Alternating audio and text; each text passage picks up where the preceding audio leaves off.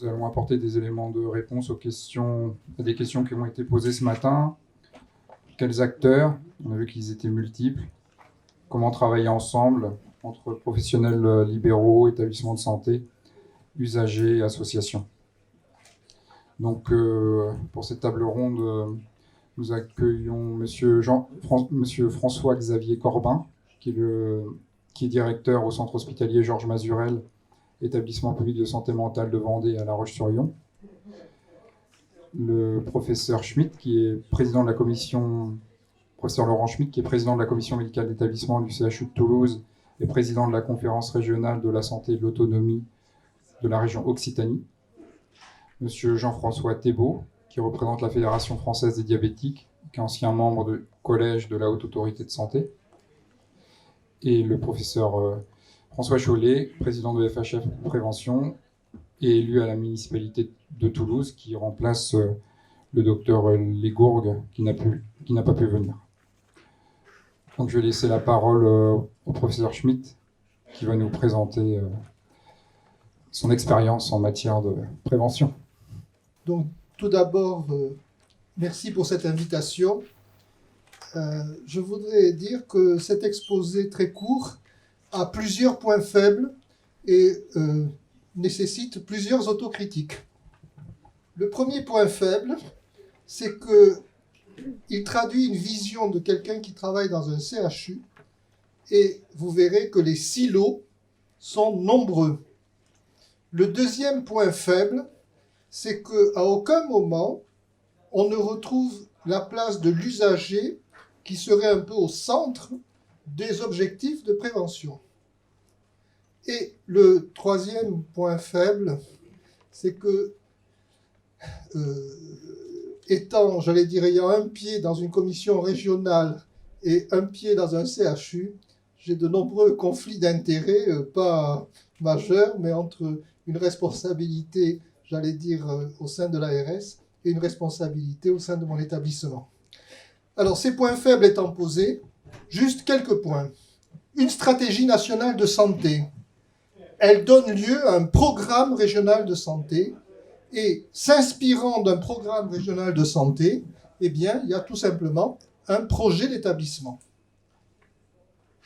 Le président de la République, dans Ma Santé 2022, a bien pointé les enjeux de prévention. Je n'y reviens pas. Une fois qu'on a dit ceci, au niveau d'un programme régional de santé, il y a deux entités qui sont, en dialogue permanent. Une commission régionale des soins et de l'autonomie, qui est une sorte, vous le savez, de parlement de santé, où il y a de multiples intervenants, et une agence régionale de santé. Et la prévention et la promotion de la santé sont des enjeux clairs, évidents. Alors, il est inutile de lire le détail, mais l'objectif chaque fois, c'est d'aller vers une médecine prédictive, d'avoir une lutte contre le tabagisme, la santé sexuelle et tous les thèmes qu'on a largement évoqués ce matin. Donc, au niveau d'une région, un organisme, on pourrait dire consultatif, qui est un parlement, la CRSA, et une agence régionale qui fabrique un programme régional de santé. Quelles sont les grandes thématiques d'un programme régional de santé? Dans toutes vos régions, ces thématiques sont assez similaires. Conduites addictives, dépistage du cancer du sein, on en a parlé ce matin, les gestes contre la bronchiolite, je ne rentre pas dans le détail.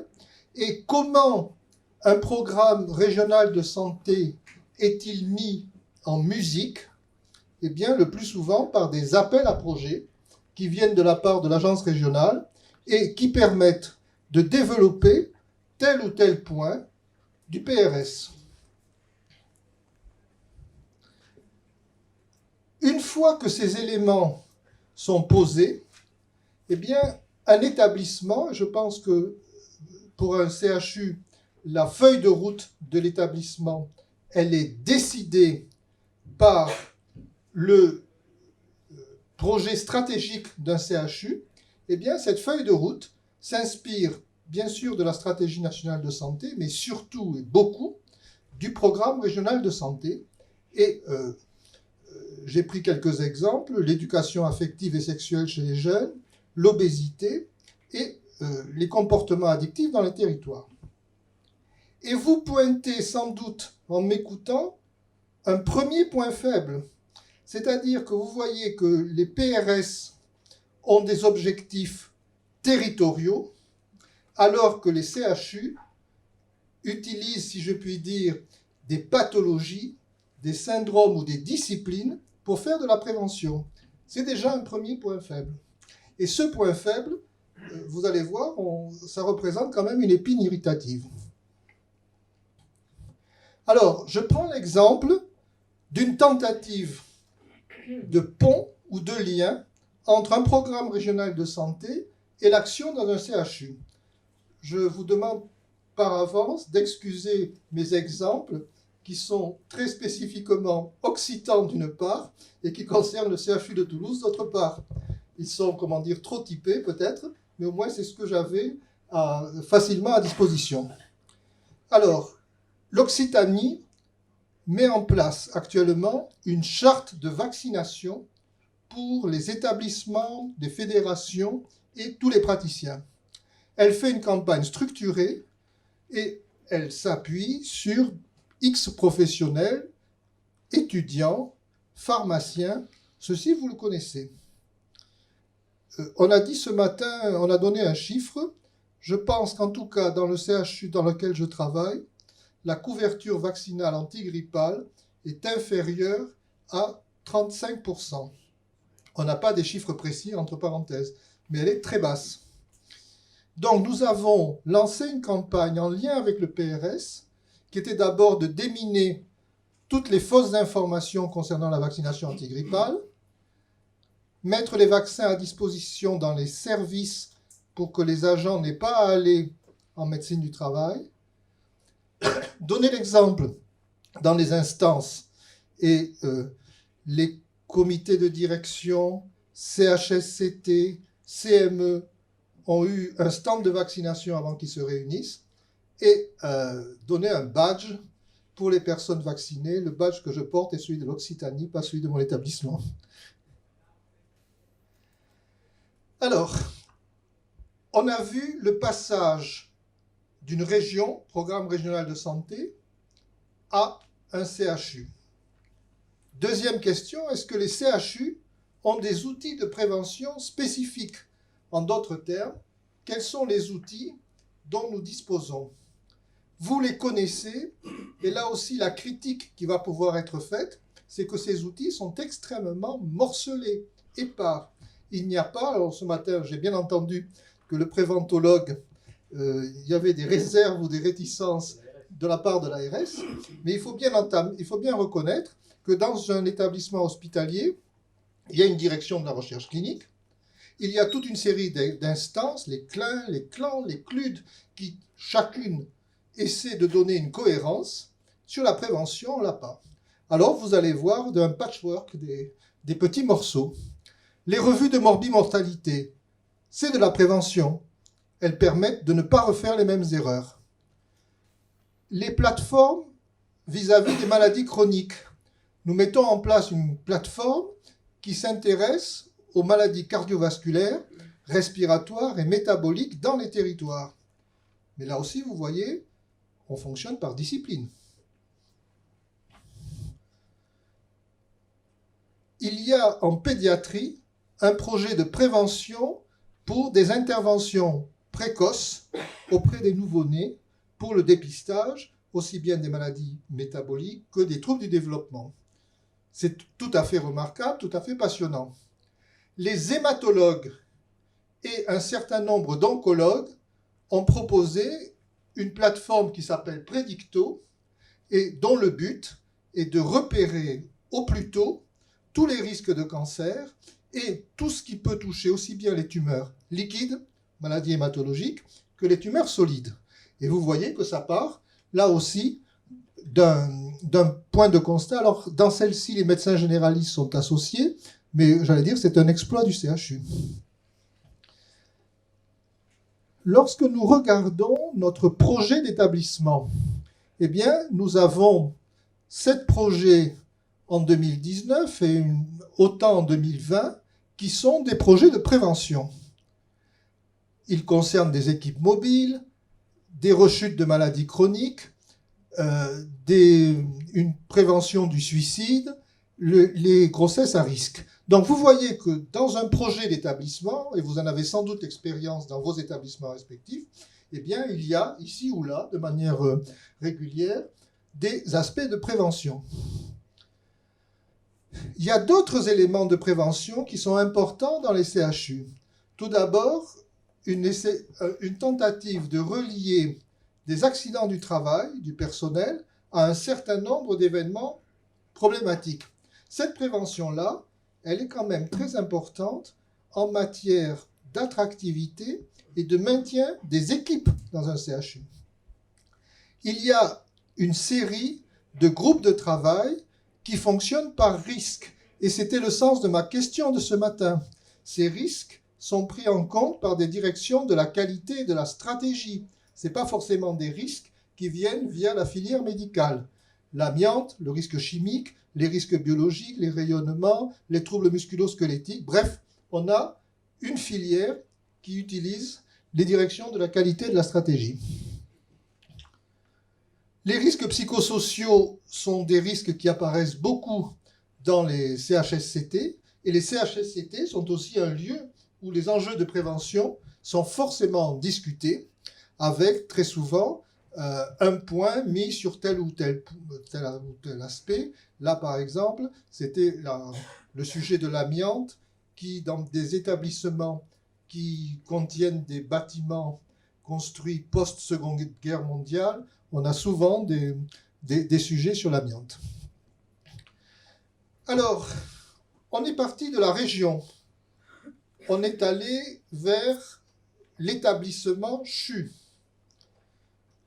On n'a pas beaucoup insisté sur les groupements hospitaliers de territoire, peut-être une remarque que vous allez faire. Et nous arrivons maintenant à comment un CHU essaie de se rapprocher de la médecine de ville. Nous avons un projet porté par le diplôme de médecine générale qui s'appelle Santé Soins Premiers. L'idée est de construire une plateforme qui est une plateforme de prévention, mais de prévention, et c'est là où ça peut être intéressant, pas focalisée sur les maladies cardiovasculaires, neurologiques ou autres, qui est une prévention généralisée. Et vous voyez, nos généralistes ont pointé tous les éléments de prévention qui étaient corrects ou moyens en rouge, et tout à fait acceptable, ou c'est l'inverse, tout à fait acceptable en noir, et plutôt positif en rouge. Et donc ils disent, voilà, devant un patient, plutôt que de fonctionner en silo, nous devons avoir une plateforme qui évalue tous les éléments de prévention. Et cette consultation de prévention santé globale serait une consultation qui viendrait en appui de la médecine de ville et qui permettrait, mais de façon très transversale, d'avoir des dimensions préventives. Si on veut être tout à fait complet, cette proposition de partenariat, elle se fait avec la médecine de ville, mais différents services qui pourraient y collaborer sont, entre guillemets, un peu en annexe. Je veux dire, c'est une plateforme en lien avec la médecine de ville et le parcours du patient. Mais c'est quand même un sujet qui peut être intéressant. Et un CHU n'est pas tout seul. Il se trouve aussi dans une métropole, et nous avons des élus tout à fait performants de notre métropole, et les documents de la métropole peuvent également avoir des actions de prévention avec les structures hospitalières. Et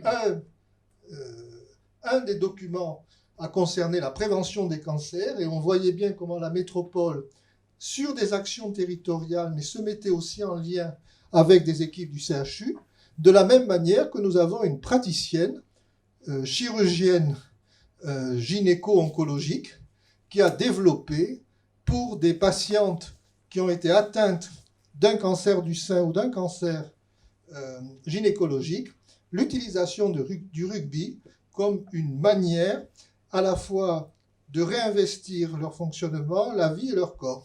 Ces éléments-là, parce qu'ils apparaissent dans des documents de la métropole montrent ce lien. Alors, j'en arrive un peu au bout. Dans le fond, vous pourriez vous dire, bon, ben, il y a des choses, mais il y a quand même beaucoup de points faibles. Et les points faibles me paraissent être les suivants. Dans un centre hospitalo-universitaire, on ne sait pas très bien à qui le domaine de la prévention appartient. Appartient-il à une direction des soins infirmiers, à une direction de la qualité et de la stratégie, à une CME qui coiffe d'autres domaines? C'est pas très clair. Alors vous pourriez me dire, mais ça n'a pas besoin d'être clair, chacun fait sa part, mais la remarque, c'est que bien souvent, multiples actions, coordination, pas toujours parfaite. L'articulation entre un projet régional de santé et un projet d'établissement, et il faudrait ajouter et un projet de GHT et un projet de CPTS, est indispensable. L'articulation entre un projet d'établissement et la médecine de ville, il est fondamental. C'est-à-dire que les CHU ont une mission de proximité, ils ont bien sûr une mission de recours, mais la mission de proximité demande l'accrochage avec la médecine de ville. Et on pourrait d'ailleurs imaginer des contrats préventifs ou de prévention entre les CPTS et les CHU. Et puis il y a des nouvelles pistes. Une dont on a entendu parler ce matin, mais on a entendu juste de dire que le CAQES n'était peut-être pas la formule la plus souhaitable. C'est comment on finance la prévention. Je ne reviens pas sur le service sanitaire. Il y a des chartes d'établissement qui peuvent inclure la prévention. Il y a des missions de prévention, et ça c'est un des objectifs que je suis avec le directeur de l'Agence régionale de la santé, c'est que les CPTS aient un volet formalisé de prévention qui leur permette d'avoir une action territoriale et les articulations entre les différentes structures. Alors je ne veux pas être plus long. Si je devais dire 2 ou 3 mots de conclusion, ils sont assez simples. Il y a un travail de coordination et, si je puis dire, un pilotage de la prévention à mettre en place. Une des questions dans ce chapitre, c'est que notre pays a une très grande capacité pour mettre en place des nouvelles structures et, dans les sandwichs, des couches de plus en plus importantes. Mais en même temps, il faut bien que quelqu'un prenne ce sujet à bras-le-corps. C'est la première réflexion. Et la deuxième réflexion, et ça je crois que c'est le point le plus faible de ma présentation, c'est que dans le fond, où est la place des usagers? En d'autres termes, comment des usagers qui ont besoin de prévention globale et pas de prévention cardiovasculaire, pulmonaire, neurologique ou psychiatrique, comment s'y retrouvent-ils? Et là, je dois bien dire, je n'ai pas encore la solution. Excusez-moi d'avoir été trop long et merci.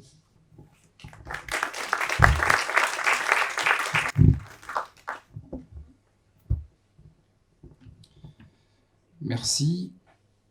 On va pouvoir, si vous le souhaitez, laisser la place à quelques questions au professeur Schmitt, notamment sur l'articulation de la prévention au niveau régional des CHU et avec la médecine de ville.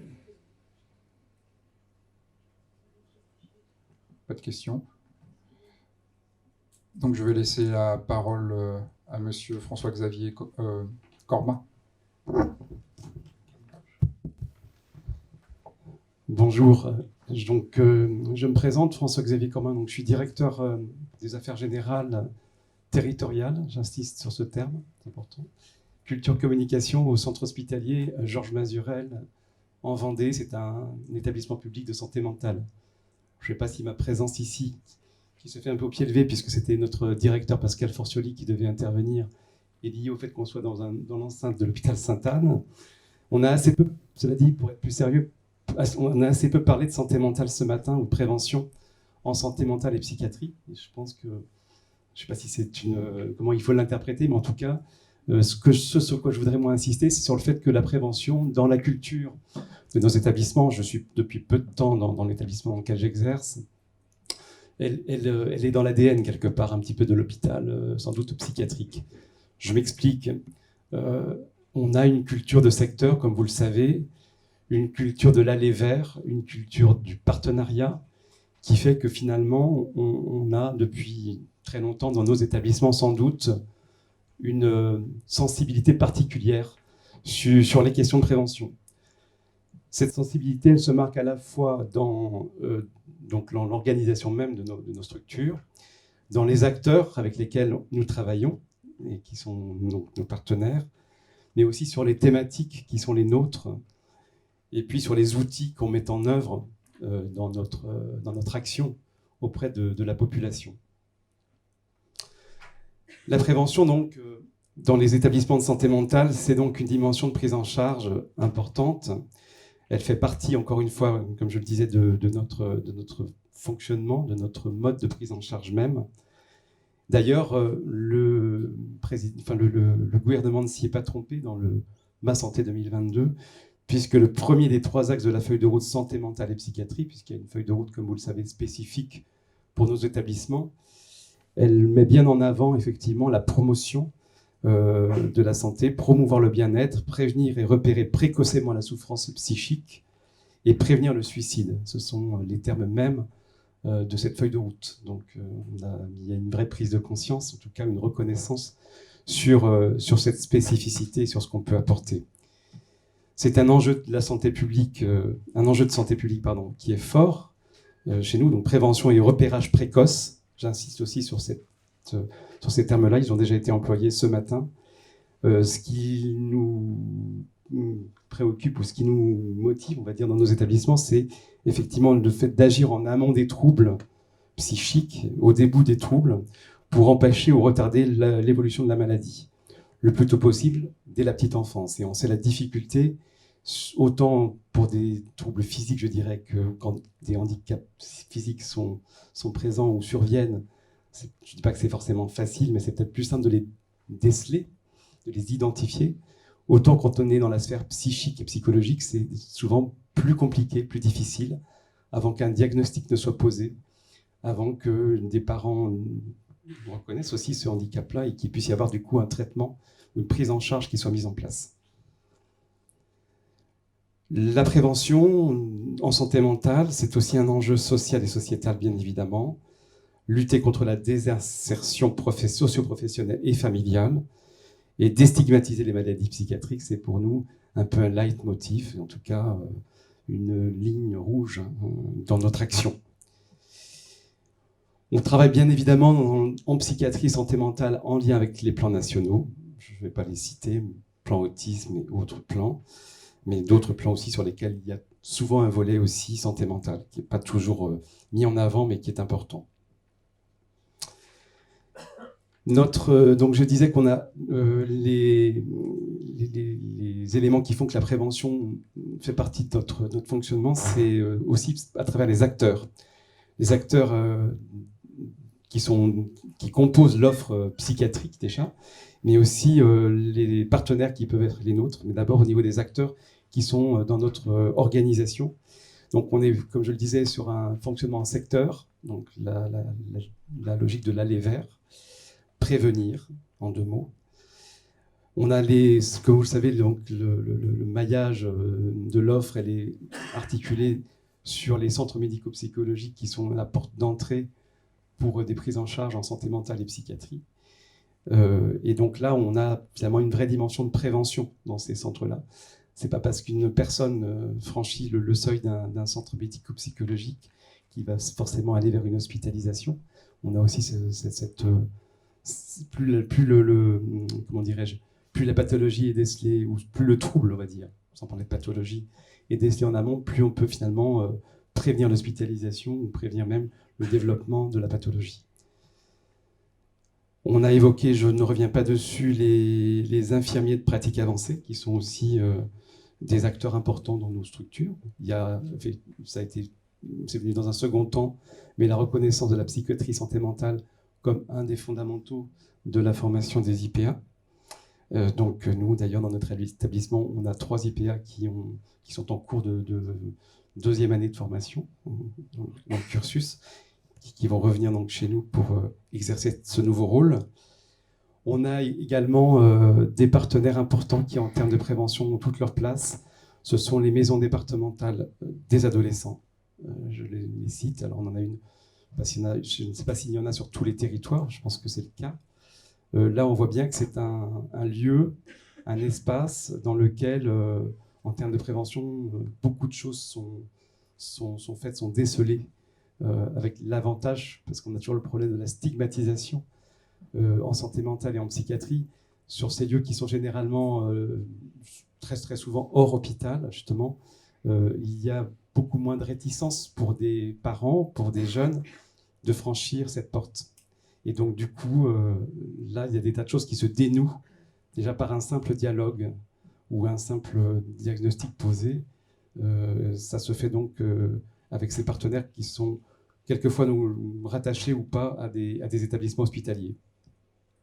Les maisons de l'enfance et de la famille sont aussi un acteur important.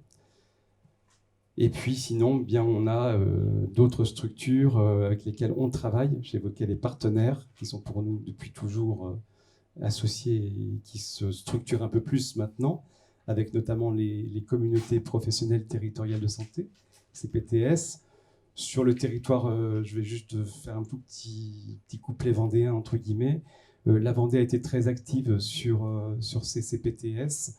Nous en avons actuellement 3 qui sont totalement installés et 3 autres qui sont sur le point également de pouvoir être labellisés, si je puis dire, et qui donc permettent de fédérer les professionnels avec des maisons de santé pluridisciplinaires sur lesquelles elles s'appuient et avec lesquelles nous, on est évidemment très, très en lien pour pouvoir développer justement la prévention notamment. Alors après, il y a des thématiques aussi qui sont pour nous des éléments importants de notre politique ou de notre action en prévention. Donc prévention bien sûr orientée sur les maladies psychiques et mentales. Elles sont dans les PRS2, ça a été dit, c'est une dimension importante. Ce qui est important chez nous, c'est effectivement la prévention du suicide que j'évoquais tout à l'heure et de la récidive. Là-dessus, il y a une vraie politique qui est voulue au niveau national, qui est déclinée et sur lesquelles nous agissons. La prévention des addictions est aussi un élément important, donc toutes les conduites addictives. Donc là-dessus, par le fait même du fait de ses caractéristiques, l'hôpital psychiatrique et les établissements de santé mentale sont des lieux, pas les seuls, mais sont des acteurs importants sur le déploiement de ces dispositifs de prévention des addictions. Et puis il y a tout ce qui peut se faire au travers le travail sur la parentalité aussi.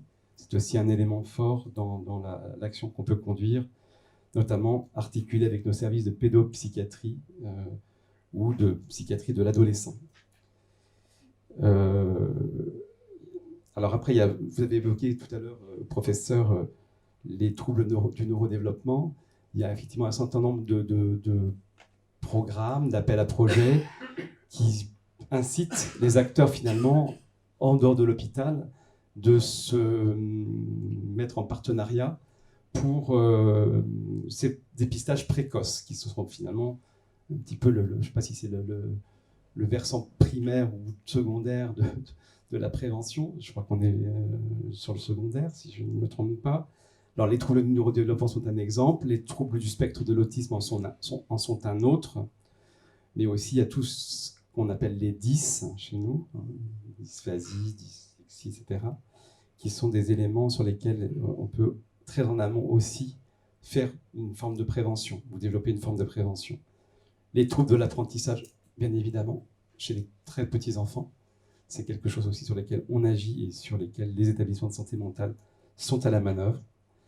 Donc voilà en termes de thématiques qui peut illustrer un petit peu la prévention dans nos structures.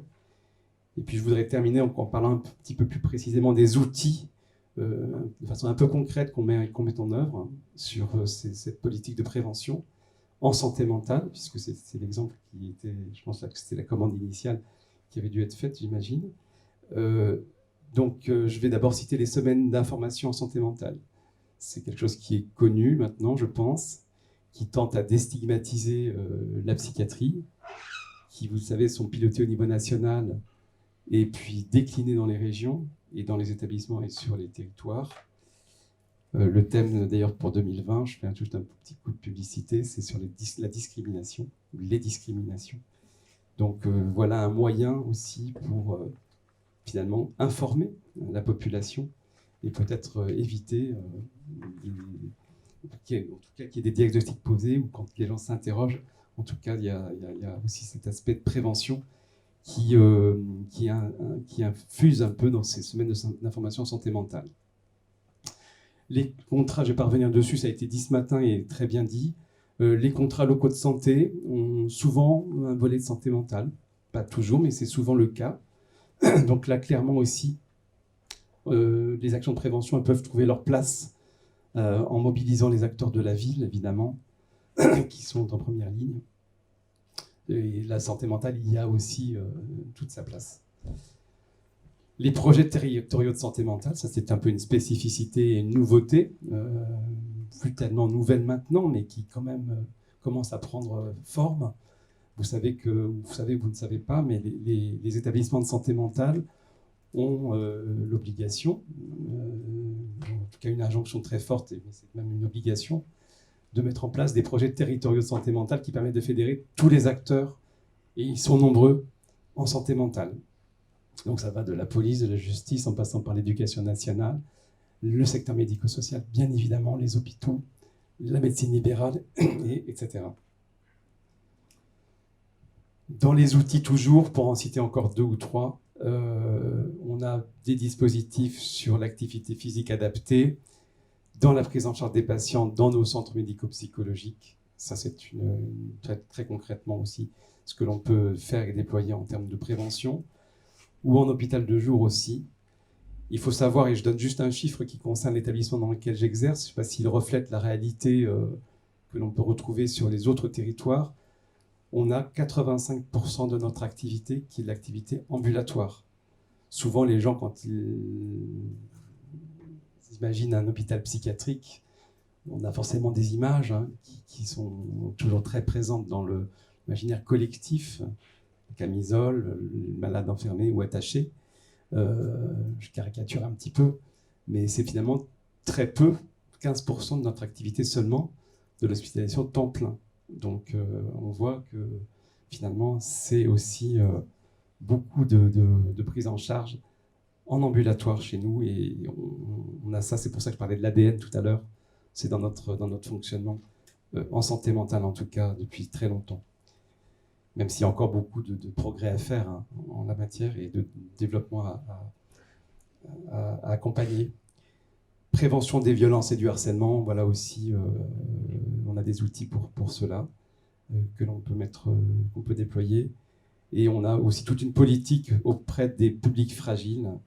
Je pense notamment aux mineurs qui sont à l'ASE, donc à l'aide sociale à l'enfance, ou les jeunes jeunes et adultes, c'est-à-dire sous main de justice, qui sont aussi un public que l'on prend en charge dans nos structures et pour lequel, alors je ne sais pas s'il y a de la prévention à faire, peut-être pas, vous êtes plus dans le champ de la prévention là, totalement, mais en tout cas les mineurs, c'est certainement le cas, il y a des choses à faire auprès de ce public-là. Et public fragile aussi, bien sûr, les personnes âgées, les personnes handicapées. Évidemment, là, on a une action aussi très forte sur ce public-là. Voilà en quelques mots je ne sais pas si c'était très clair, ce que je voulais un petit peu dire. On pourrait dire beaucoup d'autres choses sur la prévention appliquée à la santé mentale, mais c'était un peu un témoignage dans cette enceinte un petit peu, comment dirais-je, mythique que celle de l'hôpital Sainte-Anne. Voilà.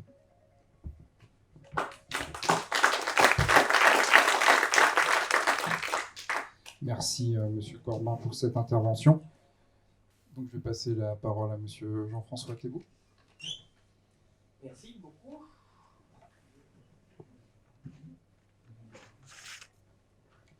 Voilà, merci beaucoup d'avoir invité la Fédération française des diabétiques à se joindre à votre journée. Et donc, je suis Jean-François Thébault, je suis vice-président de la Fédération française des diabétiques, en charge du plaidoyer, on dit ça comme ça chez nous, des relations externes, c'est-à-dire porte-parole. Je succède à Gérard Raymond, que vous avez vu ce matin, qui a été élu président de France Asso Santé, ne pouvait exercer les deux fonctions. Et donc j'ai eu l'honneur d'être élu à cette fonction. Je suis de formation médicale mais diabétique de longue date, et c'est pour ça que je suis à la fédération, parce que la Fédération française des diabétiques, c'est une association d'usagers exclusivement. Nous ne sommes que 2 médecins au conseil d'administration d'une 30aine de personnes, et les 2 parce que nous sommes diabétiques, l'un et l'autre.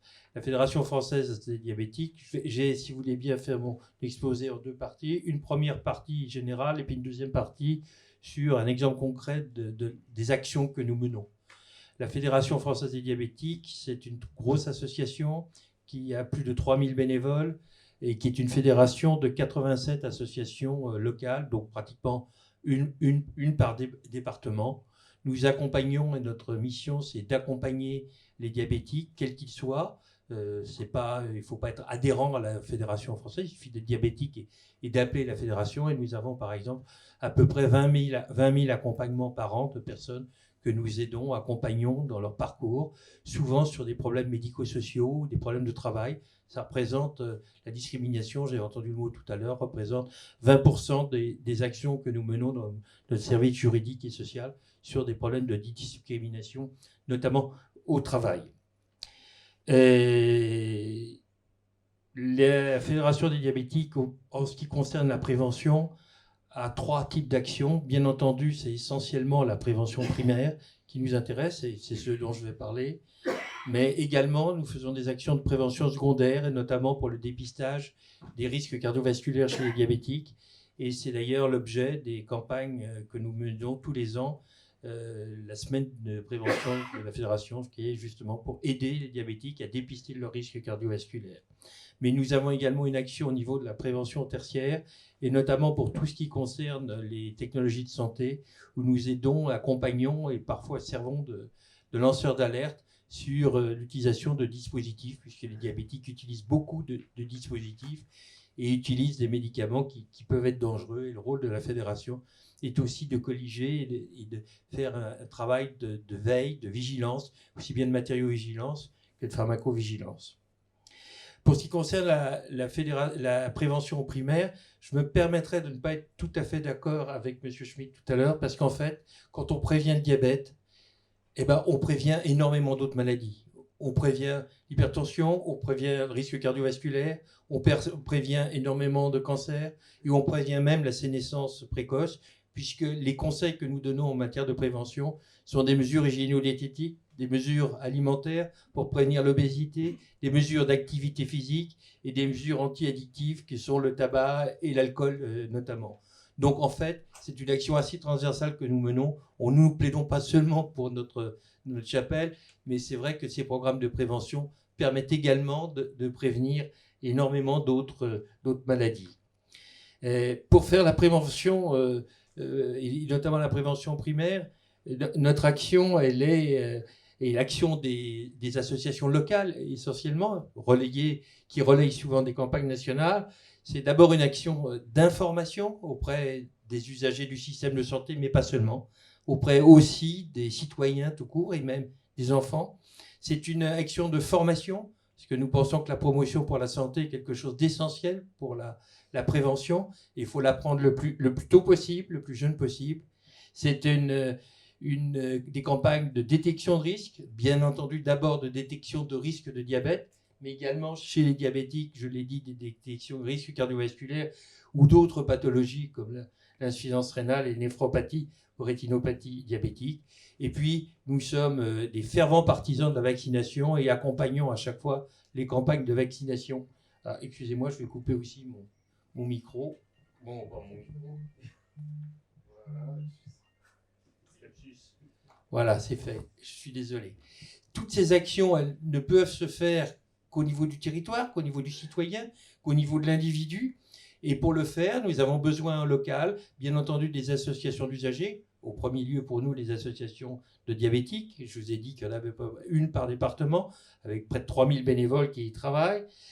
Un travail avec les élus locaux, notamment pour des campagnes d'information et de promotion pour la santé au sein des écoles. C'est extrêmement important de passer les messages le plus tôt possible, mais également dans les entreprises. Et depuis, et grâce à la responsabilité sociale des entreprises, c'est un discours qui est de plus en plus entendu au sein des entreprises. Nous faisons des campagnes d'information au sein des entreprises, par exemple le groupe Casino, nous a sollicités, et bien entendu auprès de tous les acteurs de soins primaires, et en particulier les médecins généralistes et les pharmaciens. Alors pour vous donner une image concrète du travail qu'on effectue, nous avons réalisé entre 2007 et 2018, c'est Gérard Raymond qui en était à l'initiative, les états généraux des diabètes et des diabétiques. C'est un travail qui a été fait avec des centaines de réunions, des dizaines de milliers de questionnaires adressés et dépouillés, et qui ont abouti à 15 propositions qui ont été présentées juste l'année dernière pour les 80 ans de la Fédération française du diabète, qui avait lieu l'année dernière, en novembre 2019. Et nous avons 15 propositions pour une médecine refondée sur l'humanisme, en se rappelant que les relations humaines sont les plus importantes dans la prise en charge de la santé. Ça a débouché sur 15 propositions qui chacune était déclinée en 58 actions, et 4 de ces propositions étaient strictement axées sur la prévention, et je vais me permettre de vous les montrer très rapidement. L'objectif de ces priorités, c'était d'abord de construire toutes ces actions avec les représentants nationaux de l'ensemble des secteurs concernés, que ce soit les politiques, que ce soit les sociétés savantes, que ce soit toutes les organisations. De développer ensuite des actions régionales auprès de nos associations qui vont pouvoir être déclinées. Et l'objectif est de caractériser et de suivre la qualité de la vie des personnes âgées et de sensibiliser des personnes atteintes de diabète et de sensibiliser celles qui ne le sont pas. Toutes ces actions sont actuellement en ligne sur le site de la Fédération française des diabétiques, avec un site qui permet de suivre les actions, avec un compteur qui permet de voir où on en est et quel est le travail accompli. C'est ce que je vais vous montrer par la suite. Donc pour les actions qui ciblent la prévention, il y avait des types qui ciblaient d'actions pour la prévention primaire et puis pour la prévention secondaire et tertiaire. On parlera essentiellement de la prévention primaire. Le premier, la première proposition, c'était de mettre en place et de coordonner et de financer une politique d'éducation à la santé permettant à chaque citoyen de préserver son capital santé. Et ça, la proposition, c'est de le faire essentiellement le plus tôt possible dans la vie au niveau des écoles. Pour ça, au niveau des écoles et au niveau des citoyens, au niveau des entreprises. Pour ça, on a mis en place ce qu'on appelle un projet recherche-action avec un développement d'actions qui sont ciblées, qui vont être mesurées. Et on en est, vous voyez, sur le graphique d'engagement, on en est à peu près à la moitié de notre réalisation. Alors, par exemple, ces actions, c'est la Semaine nationale de prévention. En 2019, elle était axée essentiellement sur le risque cardiovasculaire. Donc, nous avons fait une campagne auprès de tous les diabétiques, par tous les différents relais que nous pouvions avoir, pour qu'ils puissent calculer leur risque cardiovasculaire, pour apprécier, le prendre en charge et éventuellement le traiter.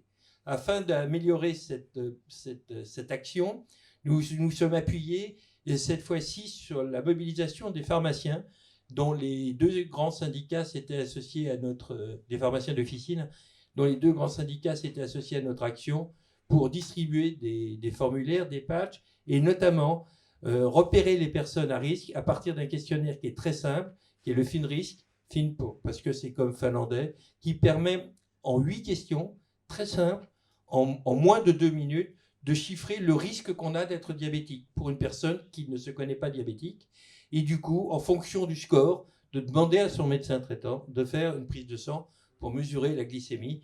Et ça, c'est extrêmement important de le faire dans tout un tas de zones où on a affaire à des non-malades, parce que, des usagers, des citoyens, et notamment dans les entreprises, par exemple. L'année prochaine, en 2020, nous allons associer les chirurgiens dentistes, parce que les chirurgiens dentistes sont très mobilisés sur ce sujet. Ils viennent d'obtenir une cotation spécifique pour l'examen parodontique des patients diabétiques de type 2, et ça nous permettra de sensibiliser les patients qui vont chez le dentiste pour une autre cause à calculer ce risque. C'est l'exemple d'une action concrète. Là, pour cette campagne, cette année-là, nous ciblions plus particulièrement les personnes entre 40 et 70 ans et les populations à risque, surtout celles qui étaient en situation de vulnérabilité. Et à cet effet, un certain nombre d'associations locales ont des rapports et des partenariats avec les Restos du Cœur pour essayer d'aborder et parler de ces problèmes avec ces personnes vulnérables. Un autre recherche, action, prévention que nous avons mis en place, on a fait le constat que finalement nos campagnes de prévention, elles portaient peu, comme beaucoup d'autres, hein, et qu'elles n'étaient pas très efficaces. Alors au lieu de les recommencer, dans le même sens, et de recommencer toujours pareil, l'équipe de la FFD, c'est pas moi, encore une fois, je le dis en toute modestie, c'est l'équipe précédente qui a eu une idée que je trouve absolument formidable, c'est de prendre un partenariat avec une unité de recherche de gestion de marketing social à l'université Paris-Créteil, afin qu'elle nous fasse une audit de toutes les campagnes qui ont été faites de ces 10 dernières années, qu'on envoie les résultats et qu'elle nous décrypte un petit peu les erreurs qu'on a faites dans les messages. La première réponse qu'elles nous ont donnée tout de suite, vous faites énormément de communication, mais c'est la même communication pour tout le monde. Que vous soyez sur Internet, que vous soyez sur Twitter, que vous soyez sur Facebook, que vous soyez à la télé, que vous dites le même message à tout le monde. Et donc, l'une de nos tâches maintenant va être de cibler des messages spécifiques adaptés aux populations, donc de faire du ciblage marketing, du marketing social qui va être appliqué. C'est un exemple concret d'action.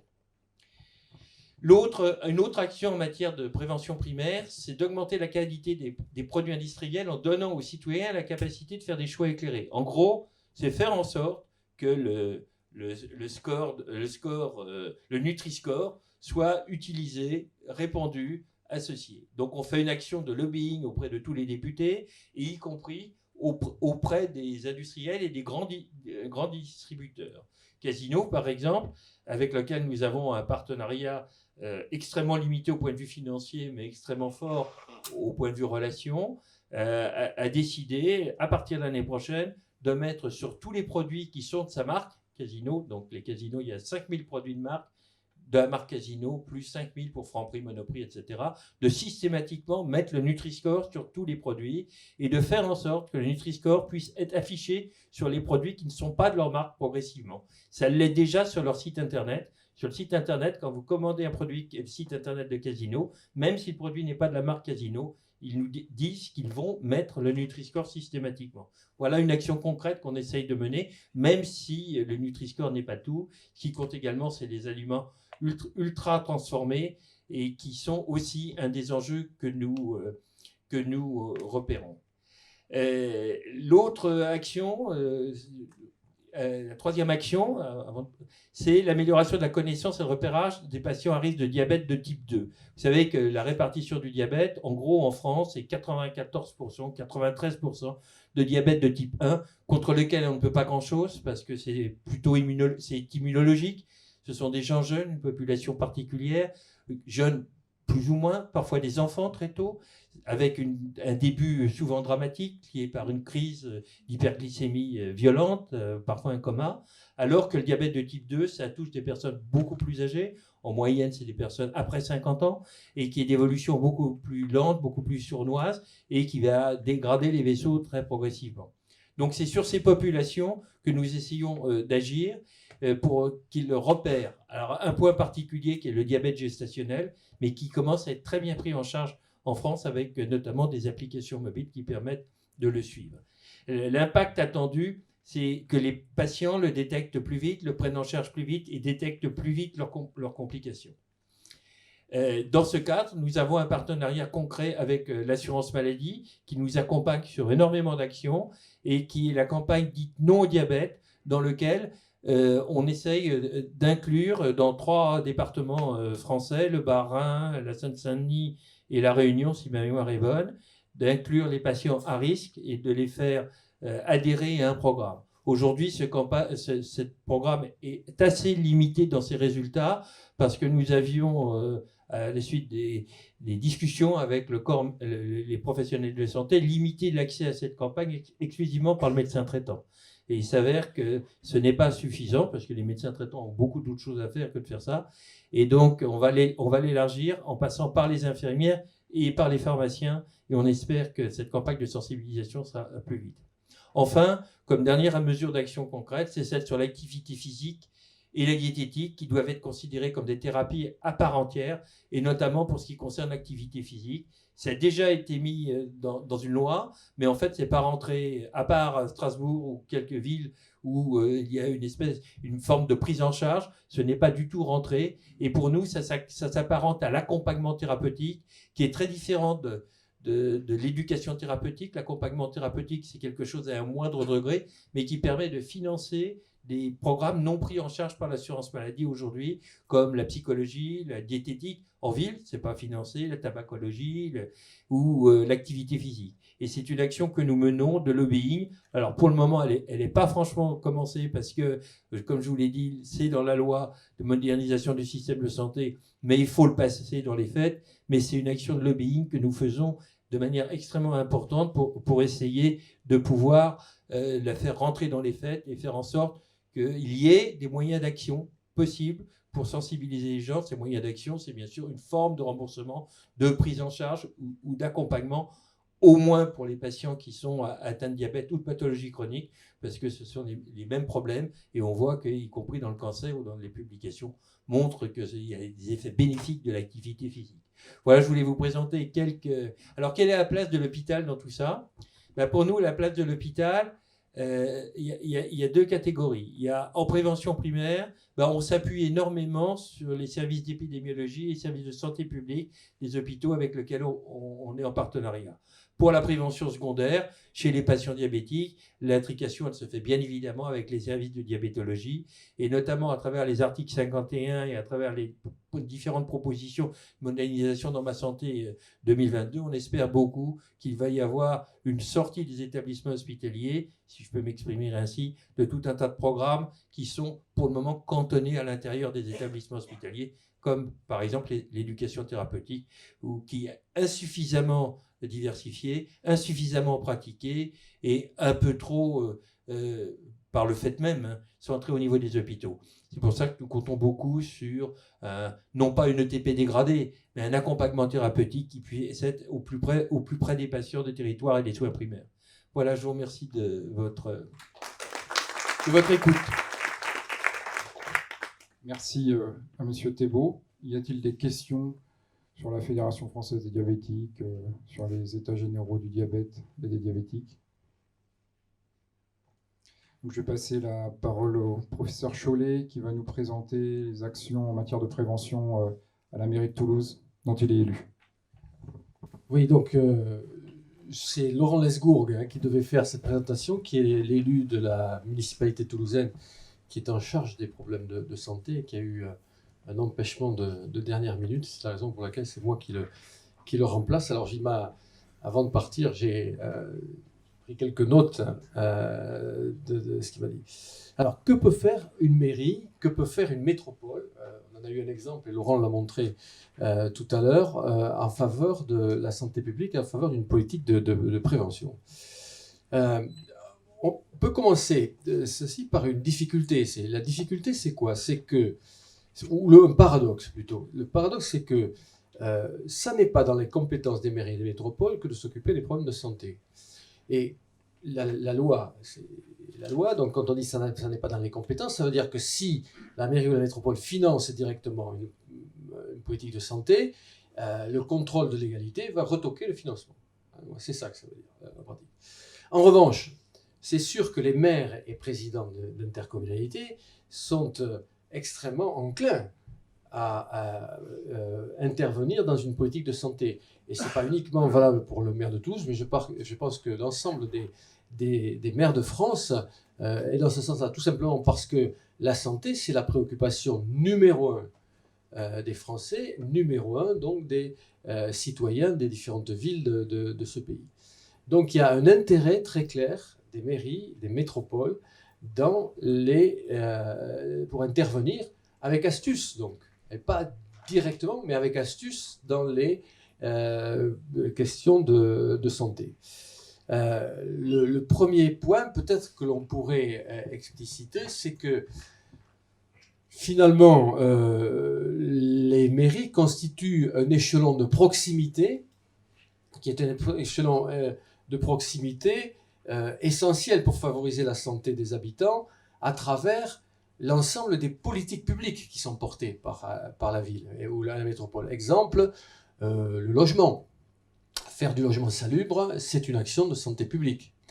Les transports, promouvoir les transports en commun et diminuer la pollution, améliorer la qualité de l'air, ça c'est une action directe, c'est une action de santé publique que peut porter une politique publique, que porte une politique publique. La cohésion sociale, la petite enfance, les actions sur les crèches, sur les écoles, qui là sont des compétences municipales.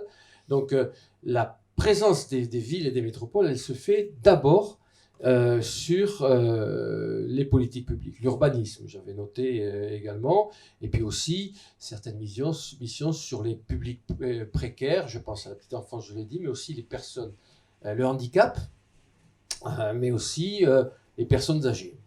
Et donc, il y a là, de façon très générale, à la fois une volonté, j'en suis convaincu, même si ce n'est pas confortable pour eux, une volonté des élus d'intervenir en matière de santé. Alors, quelles sont les démarches, si on veut être extrêmement concret? Qu'est-ce qui se passe dans ces mairies et comment on peut faire? Alors, d'abord, il y a des actions qui sont de type volontariste. Au-delà des politiques publiques dont on vient de parler, les villes, sachons-le, les villes de France sont regroupées en réseaux.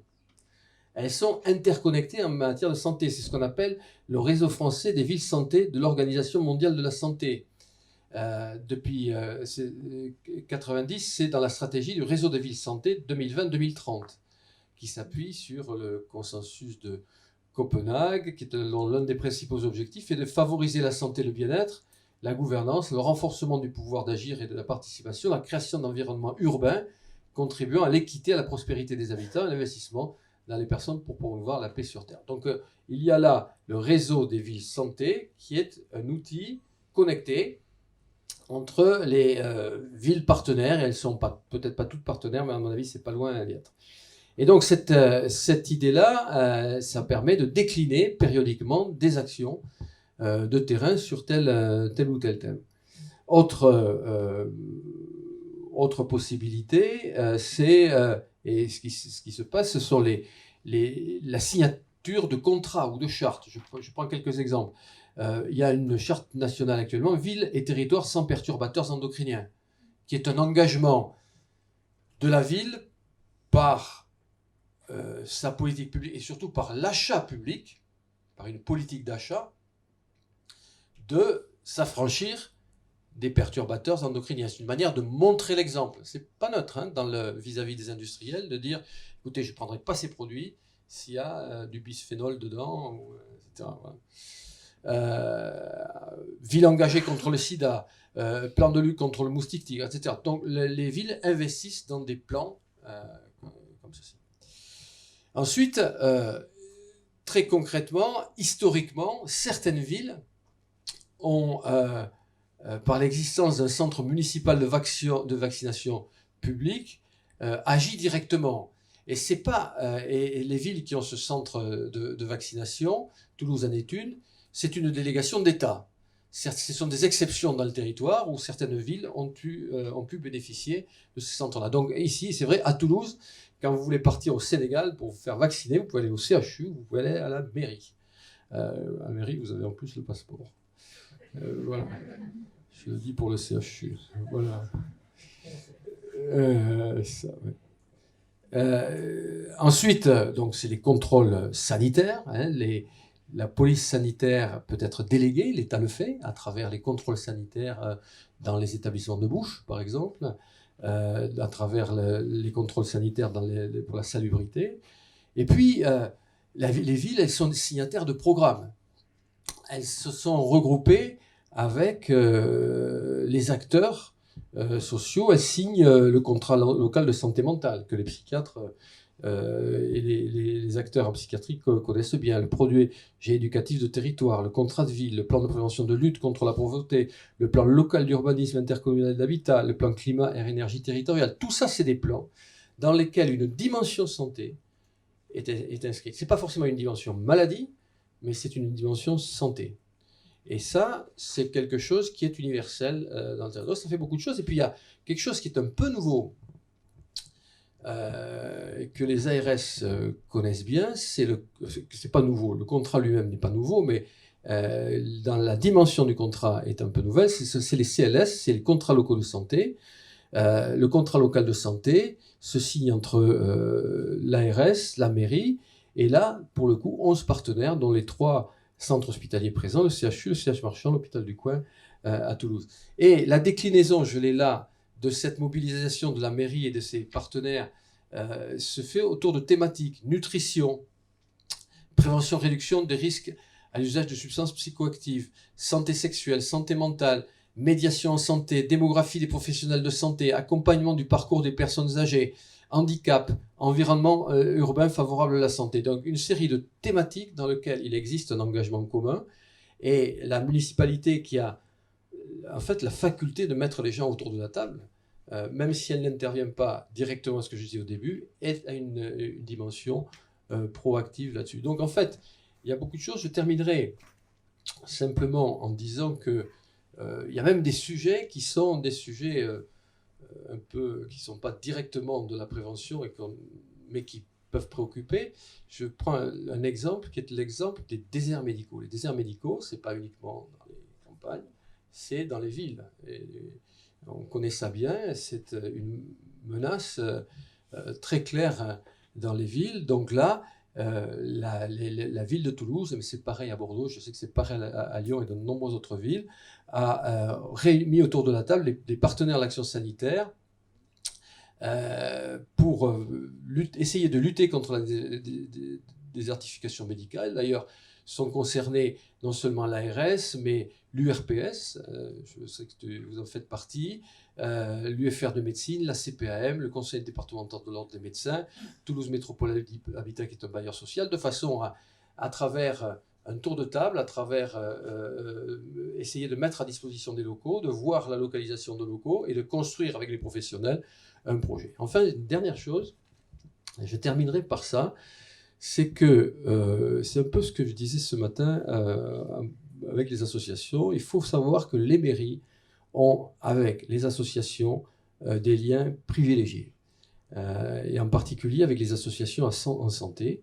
Vous avez à Toulouse un building, une bâtisse qui s'appelle la Communauté municipale de santé, qui est un lieu commun pour l'ensemble, pour 350 associations en santé, qui trouvent là une documentation, qui trouvent là la capacité de faire des permanences, qui trouvent là la capacité de faire des événements qui sont dans leurs compétences et dans leur intérêt. Donc voilà le panorama. Donc c'est vrai que lorsqu'on regarde de loin, on se dit mais qu'est-ce qu'ils font? Mais lorsqu'on regarde de près, en matière de prévention, il y a une réelle potentialité auprès des municipalités et des intercommunalités. Voilà, je vous remercie.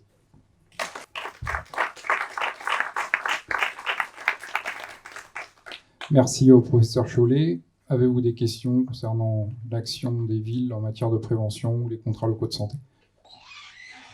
Oui, une petite question sur les cantines scolaires. Est-ce que vous avez une action particulière sur les cantines scolaires? Alors, oui, il y a une action particulière sur les cantines scolaires. Je vous la raconte de deux façons. D'abord, en matière de perturbateurs endocriniens, nous avons éliminé tous les plastiques chauffés. C'est-à-dire que les aliments qui étaient servis et amenés froids et en barquette en plastique ne sont plus amenés en barquette en plastique. On a changé l'emballage pour que les perturbateurs endocriniens ne puissent pas. Et deuxièmement, il y a une action en matière de nutrition avec la création de circuits courts et des partenariats qui se nouent avec les sites agricoles périurbains. Je vous donne cet exemple-là, il est intéressant. La mairie de Toulouse elle fabrique 32 000 repas par jour. Et pour trouver des fournisseurs pour 32 000 repas, c'est fatalement des grosses masses. Ce qui fait que souvent, les agriculteurs locaux ne peuvent pas répondre au marché. Et donc l'initiative de la mairie là, a été de les mettre autour de la table, de les faire se regrouper pour faire des commandes communes. Et ça marche. Et ça a marché. Donc vous voyez, deux exemples en matière de nutrition, en matière de perturbations endocriniennes, deux exemples que j'ai vu se développer à Toulouse.